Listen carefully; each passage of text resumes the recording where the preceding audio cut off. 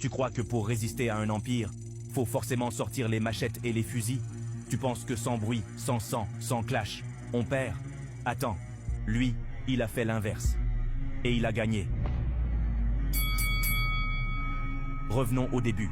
Année 1880. Sénégal. La France colonise à tour de bras. Les résistances armées tombent les unes après les autres. Lat Dior, Mabadiakhou, abattu. Tout le monde est fatigué, sauf lui. El Hadji Malick Sy, un nom qui claque comme une porte. Un marabout, un érudit, un bâtisseur. Pas un guerrier, mais un stratège. Lui, son terrain, c'est l'âme. Son arme, la foi, le savoir, la patience. Il appelle ça le Jihad Akbar, le grand djihad. Pas celui du sabre, celui du cœur. Former des esprits, élever des consciences, solidifier la culture. Pendant que les autres se battent à l'extérieur, lui prépare l'intérieur. Mais attends, tu crois qu'il clashait les colons en public? Pas du tout. Il souriait. Poli, courtois, diplomate. Il appelait ça la taquilla. Coopérer avec la langue, résister avec le cœur. C'est fin, c'est risqué, c'est brillant. Il disait, si la vaccination ne contredit pas l'islam, on prend. Il acceptait la paix coloniale, pour éviter le chaos fratricide.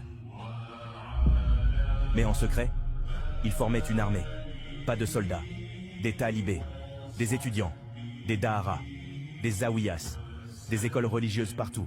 Il crée une contre-société, autonome, structurée. Un monde parallèle où l'islam, la culture et la langue survivent, pendant que l'administration française croit avoir gagné. Il a aussi un autre plan. Étendre la tijaniya, la confrérie. Une spiritualité soufie, ancrée, populaire. Il en fait une toile d'araignée. Chaque mukaddam, chaque disciple, repart former sa propre base. Résistance décentralisée. Personne à arrêter. Tout le monde impliqué. Et le meilleur? Il dit à ses fidèles, travailler. Agriculture, artisanat, autosuffisance.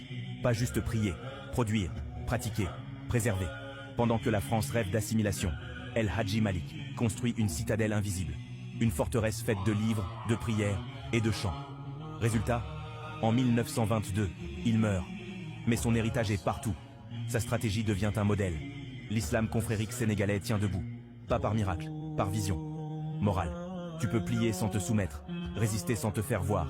Et parfois, la guerre la plus puissante, c'est celle qu'on mène en silence. Il voulait qu'on le prenne pour un marabout. Mais c'était un général.